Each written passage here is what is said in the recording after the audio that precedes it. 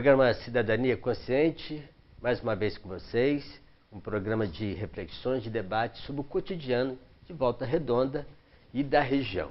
Hoje, para conversar conosco, uma ambientalista, professora, Adriana Vasconcelos, que também está presidente da Comissão Ambiental Sul. Adriana, tudo bem?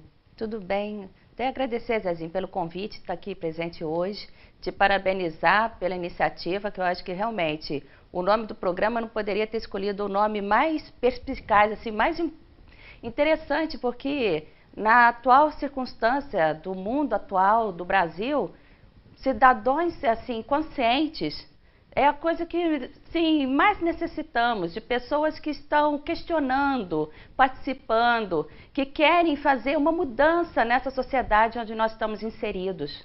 Pois é. As suas palavras nos animam para trabalhar essa dimensão de julgar luzes onde há tanta sombra de falta de cidadania. Não, às vezes, por culpa das pessoas, mas dadas as realidades humanas que faz com que as pessoas se afastem dessa dimensão de estar consciente e poder fazer alguma coisa, no caso, pelo planeta, pela humanidade. Bem, Adriana, a nossa conversa hoje, ela poderia já iniciar falando de questões ambientais, mas como você é professora e o Estado do Rio de Janeiro vive um momento singular de respeito à educação, há o perigo até de ser um ano perdido, sobretudo nas escolas públicas, minha solidariedade aos professores que estão nessa peleja já há mais de 3 meses, ou quase 3 meses, para que o professor seja valorizado. Então, a nossa solidariedade desse programa a todos vocês. Você fica à vontade para dar uma palavrinha breve sobre essa realidade educacional do Estado. Então, eu posso até agradecer pelo momento de falar a respeito da situação que nós nos encontramos, com total desrespeito com a educação, não somente a educação, mas a saúde, a segurança pública, e nós já sabemos que saúde e educação, infelizmente, não é visto como uma necessidade básica. Então, nós estamos em greve desde 2 de março, é considerada uma das greves mais longas da rede estadual de ensino, e por diversos motivos, essa greve acabou estourando, porque realmente é uma situação. Quem participa no dia a dia das escolas sabe como que as escolas estão. Nós temos diversas denúncias de assédios morais dentro de escola, nós temos situações bizarras com relação à falta de diálogo, à falta da democracia. Não é somente questão de reajuste salarial que motivou essa greve ter acontecido. Na verdade, existe uma coisa que se chama o currículo mínimo, que realmente ele está sendo o currículo mínimo. Então, se falar, vamos perder o ano letivo. O ano letivo, na verdade, já está sendo perdido há muito tempo, porque está se tornando muito difícil a educação no estado do Rio de Janeiro. Certamente quem nos assiste compreende essa realidade, a necessidade que haja o diálogo. E esse diálogo o governo não está possibilitando. Inclusive, até quero falar aqui com todos que nós estamos sendo descontados. Esse mês nós tivemos 17 dias descontados, provavelmente o próximo mês nosso pagamento vai ser zerado, mas ainda estamos em greve porque nem tudo que nós estamos na luta ainda foi conseguido. Ainda não há esse diálogo com o governo está bem intransigente ainda. Pois é, que esse programa, a solidariedade e que haja luz nesse enfrentamento, nesse embate para que uma solução se dê. A sociedade não pode perder a educação. E por falar em educação, no sentido mais amplo, nós estamos aqui hoje para a gente começar falando de um importante momento que vai acontecer em Volta Redonda, agora no mês de agosto, num seminário, e não é muito comum falar de floresta, né? Nós que somos da área urbana, quando a gente fala de floresta, fala da Amazônia. E, Adriana, um seminário sobre a floresta. Qual é a motivação da comissão e outros parceiros para realizar um seminário desse porte em Volta Redonda? Então, eu como professora, a gente sempre deve trabalhar com educação ambiental. Educação ambiental é muito difícil de trabalhar realmente, porque, como eu falei antes, educação não é uma coisa que é considerada que dá lucro, né? E o que acontece? Por que as florestas são tão importantes? Porque floresta é importante para a recuperação de nascentes. Porque nós estamos num momento que cada árvore que é derrubada, Isso vai repercutir na água. E nós estamos num período de escassez de água. Primeiro que tem o caso da transposição do Rio Paraíba, né? A segunda transposição, na verdade, porque a primeira já aconteceu há bastante tempo.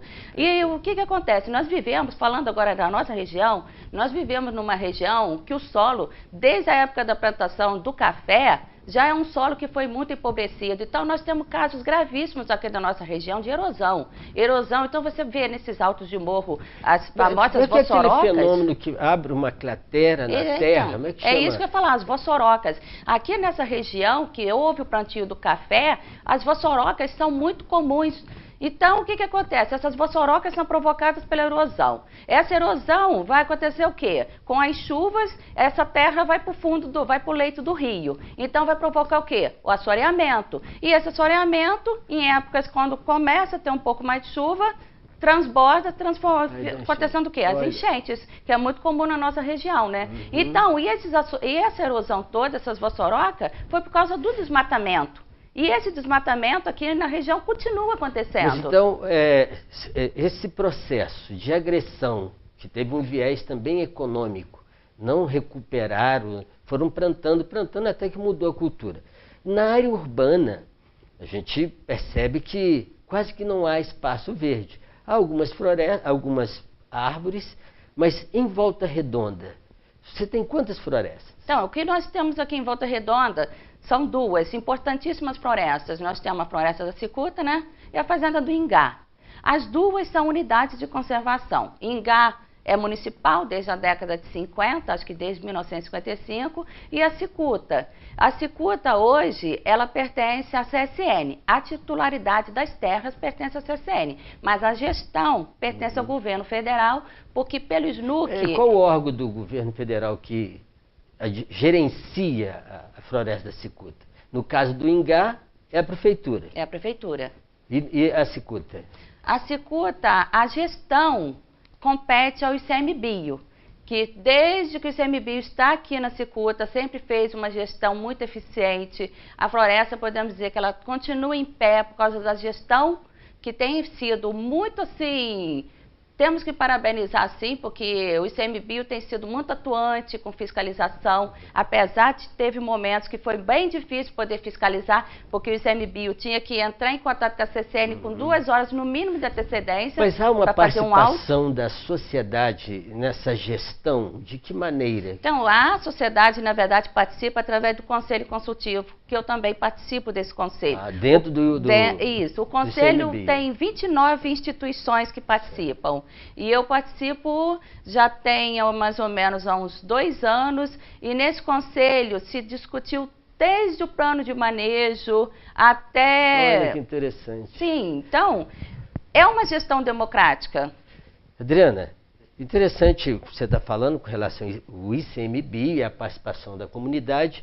Nós vamos chamar um breve intervalo e nós vamos descer em detalhes do que vai ser esse seminário. E você que nos assiste, atente às propagandas institucionais que nós vamos começar a colocar nos intervalos. Daqui a pouco voltamos.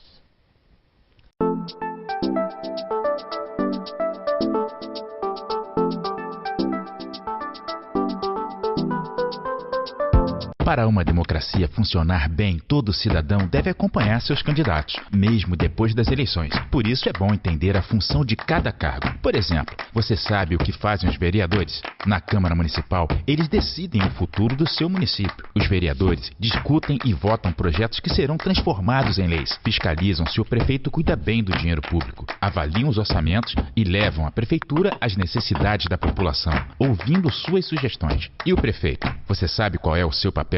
É dele a responsabilidade de usar o dinheiro que vem dos impostos para cuidar do dia a dia do seu município. Por exemplo, limpeza urbana, saneamento básico, manutenção de espaços públicos, postos de saúde e escolas, além de cuidar do transporte público e desenvolver as atividades que garantem o bem-estar dos seus habitantes. Pronto, agora é só escolher seus candidatos. Quanto mais você participa da democracia, mais o seu município fica do jeito que você quer. Justiça Eleitoral, a justiça da democracia.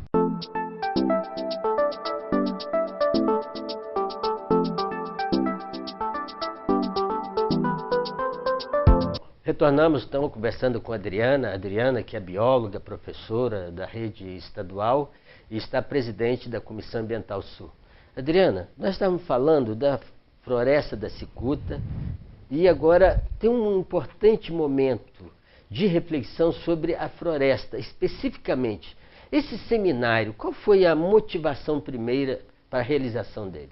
Bom, a motivação foi primeiro que, como a gente já participa do Conselho Consultivo, já se falava há bastante tempo de trazer os antigos pesquisadores, desde a criação da ARE, que pelo SNUC... A ARE significa? Área de Relevante Interesse Ecológico. É uma categoria dentro do SNUC, que é o Sistema Nacional de Unidades de Conservação. Perfeito. Então, isso já se tinha essa necessidade de trazer esses antigos pesquisadores para fazer um debate mais amplo, que as pessoas conhecessem qual foi a motivação de ser criado uma área dentro de Volta Redonda, que é uma floresta urbana, assim como o Ingá, né? E o que acontece? Há algum tempo atrás, acho que isso já está mais do que debatido na cidade, a CSN solicitou uma recategorização, né? Para transformar uma área em RPPN, que é uma reserva particular do patrimônio natural. E que a diferenciação seria basicamente o quê? Para que quem nos assiste entenda. Então, a diferenciação ela é bem complicada, porque... Pelo menos alguns 2 ou 3 elementos assim que marcam. Primeiro, assim, como ARE, nós temos a gestão através do governo federal, através do ICMBio. E nós temos em volta da floresta o que se chama de zona de amortecimento, que é uma área que não deve ter muitos impactos ambientais. Então, tem certas atividades econômicas que são proibidas.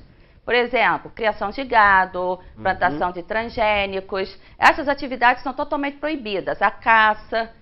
Se transforma em RPPN, essa zona de amortecimento, ela não vai existir mais. Essa zona de amortecimento, para compreensão, seria no entorno, que seria um quintal grande que protege a sua residência, para ter espaço para que ali não chegue nenhuma agressão, né? Essa zona de amortecimento, ela seria eliminada. Exatamente, como a RPPN, essa zona vai ser eliminada. E essa zona é importantíssima porque, como a cicuta é uma floresta considerada pequena, ela tem 131 hectares, correspondente a 131 estádios de Mas futebol. Ela é um referencial respirador para a cidade. Ela é importantíssima para a nossa cidade, porque Volta Redonda é uma cidade extremamente poluída, né? Volta Redonda pagou muito caro pelo desenvolvimento econômico do país. Então, nós temos um legado gravíssimo de diversos tipos de poluição.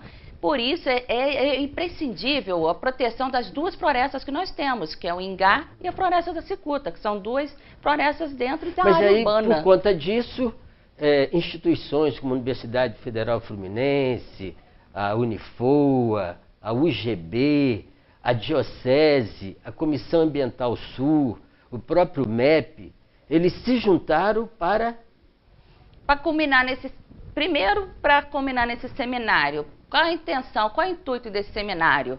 É levar esse diálogo para a população, trazer o mundo acadêmico, trazer associações de bairro, trazer a comunidade, a sociedade, para que nós possamos discutir o futuro da nossa floresta, porque nenhuma unidade de conservação pode funcionar se ela não tiver atrelada à sociedade. E a sociedade tem essa função de proteger as florestas, as unidades. A cicuta é uma unidade de conservação, assim como o Ingá também. Então, por isso a necessidade desse seminário, que esse seminário seja para trazer esse diálogo com a sociedade, que a sociedade participe, que a sociedade venha com ideias. É um seminário aberto. Então. É um seminário aberto. E vai acontecer... em que formato? Como que... Só para a gente ter ideia, o que vai ser esse seminário? Eu estou vendo aqui um cartaz, você pode... Aqui para que vocês vejam, muito bem feito. As instituições parceiras, você podia falar um pouquinho desse cartaz? Então, esse cartaz aqui que nós fizemos, porque esse seminário vai acontecer no dia 5 e 6 de agosto. No dia 5 vai ser a abertura a partir das 19 horas na Câmara Municipal. E após a abertura que nós teremos esse debate histórico com diversos pesquisadores que participaram desde a época da criação da ARE em 1985. Após, no sábado, nós teremos o primeiro evento, que também será agora em outro endereço, será na UGB. Vai ser as palestras que vai mostrar para a sociedade todas as pesquisas científicas que já foram realizadas dentro da cicuta, pesquisas essas importantíssimas e que muitas das vezes a comunidade acaba não ficando sabendo. Então, isso vai ser passado para as pessoas que estiverem participando do seminário.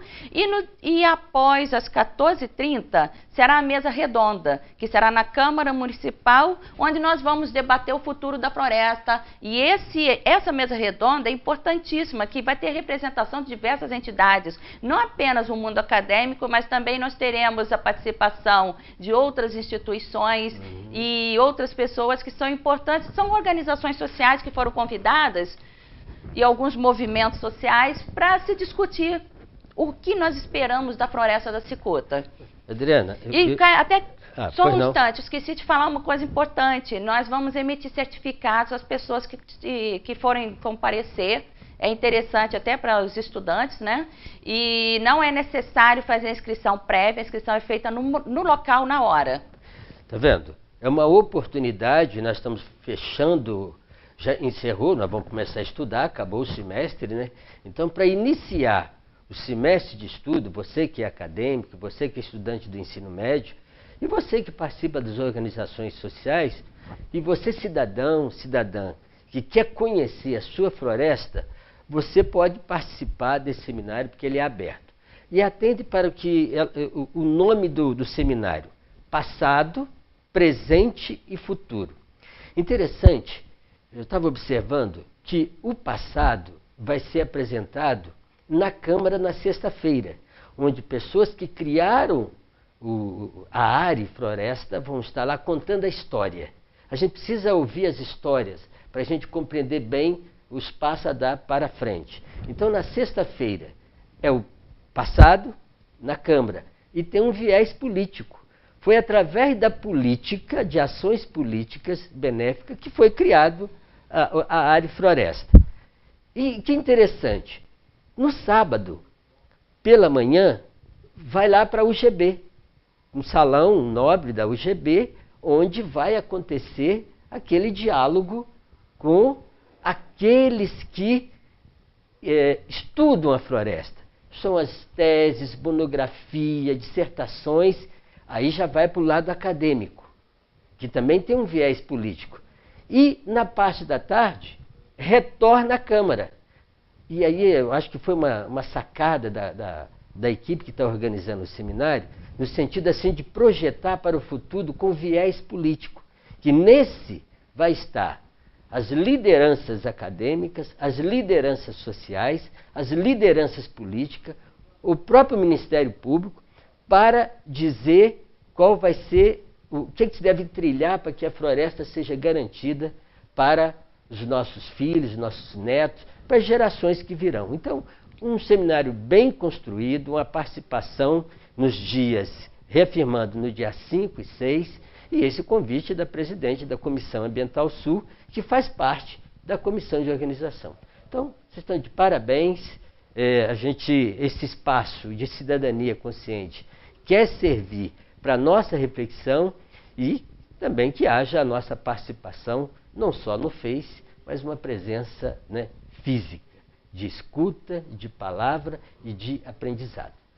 Nós vamos chamar o intervalo e daqui a pouco nós voltamos. Lembrando que o MEP tem sido um parceiro desse programa e tem ajudado a gente a fazer essa pauta a cada semana, quando nós estamos com vocês. Daqui a pouco nós voltamos.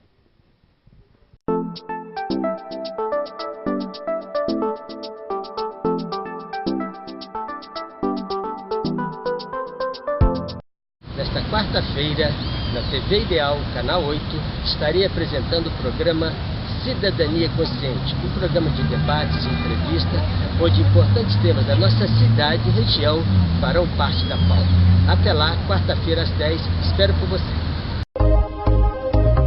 Você está vendo isso? Seu cliente também. A TV Ideal é um canal de vitrine para seu negócio, presente na web e na sua televisão. A mídia de impacto ideal para a sua empresa. TV Ideal. Nossa cidade na TV. Anuncie com a gente. 3337-8199.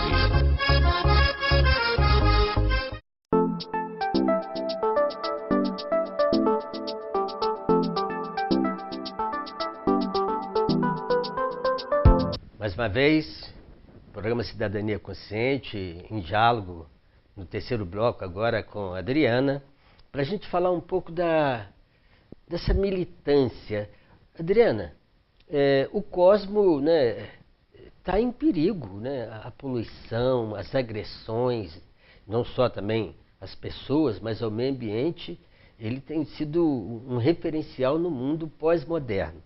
O que tem a comissão, que já vai pelo seu 7º ano, ela tem algumas marcas de presença em Volta Redonda na construção dessa consciência. Você poderia dizer algumas ações que a comissão tenha feito e que provocou até um olhar diferente para a questão ambiental em Volta Redonda? Bem, é assim, as questões ambientais de Volta Redonda, como eu já citei antes, elas são gritantes, né?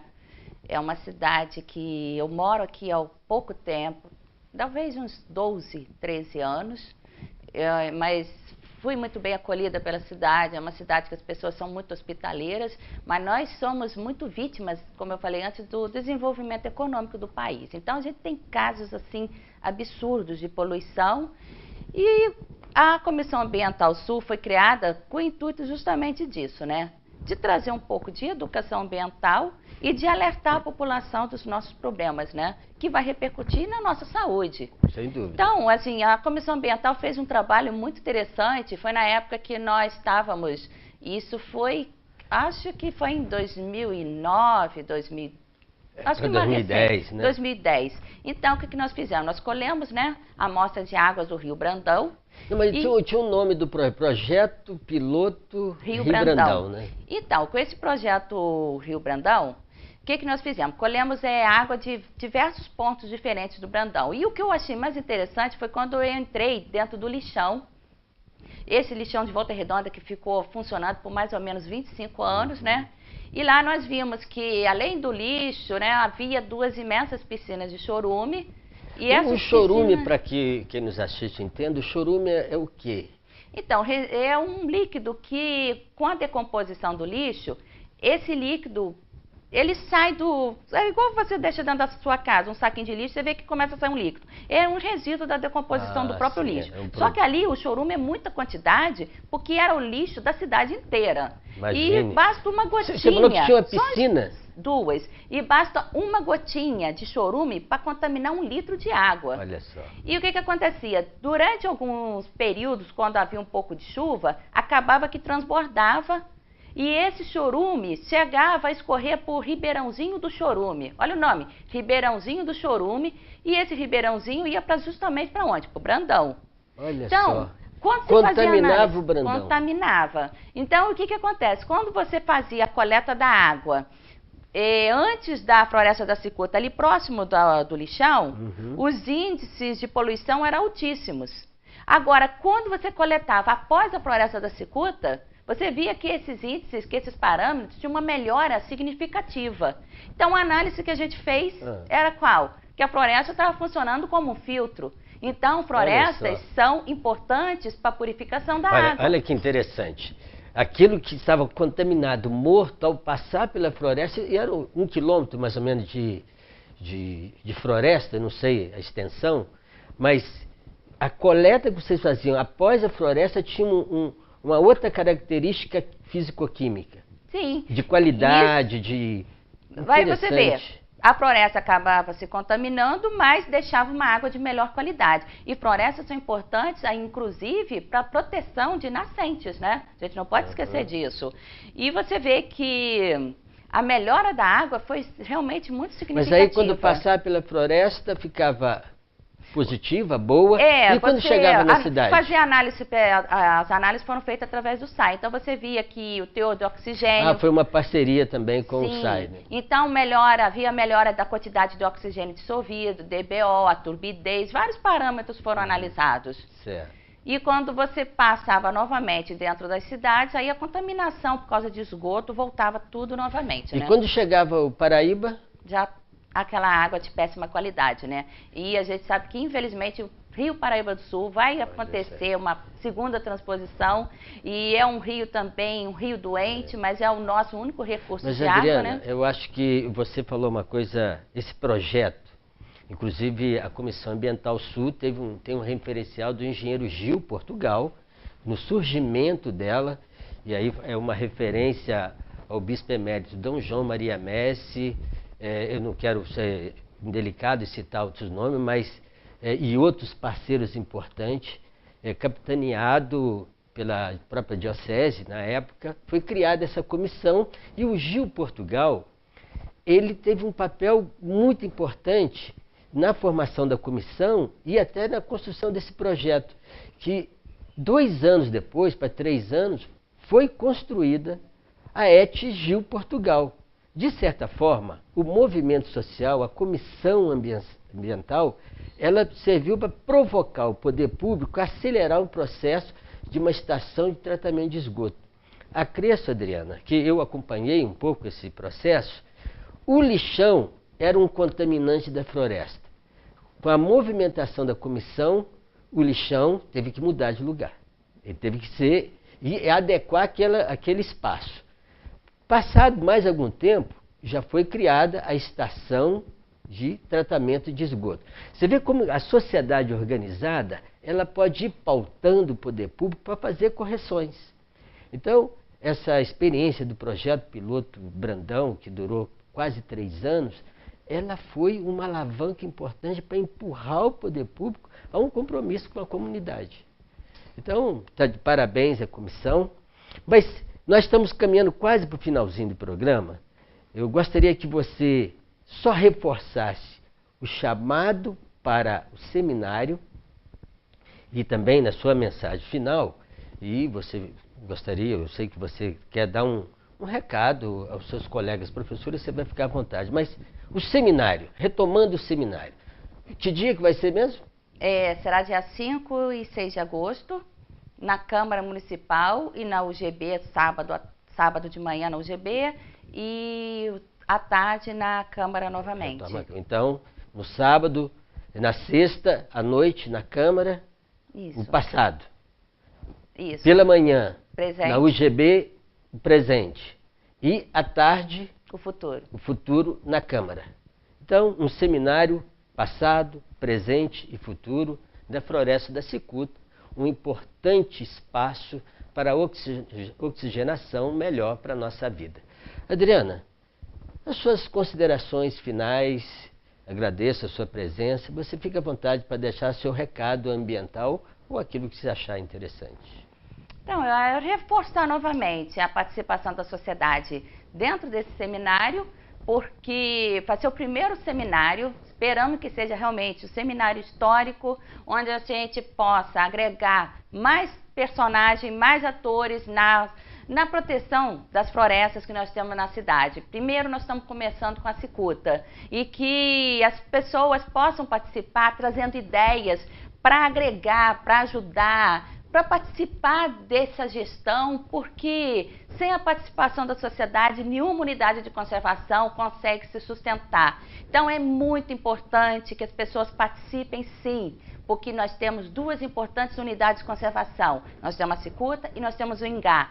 A pauta será a cicuta, porque a cicuta, primeiro, nós colocamos o seminário, porque tem toda essa questão da recategorização, é uma coisa emergencial, mas é necessário que a gente esteja presente, porque a nossa cidade precisa de um ar melhor, que a gente possa respirar um ar bem melhor do que esse que nós respiramos. Adriana, parabéns, muito obrigado pela sua presença e sucesso no seminário. O programa Cidadania Consciente agradece a sua participação, que pode ser através do contato da TV Ideal. Até breve, nós voltamos na próxima quarta.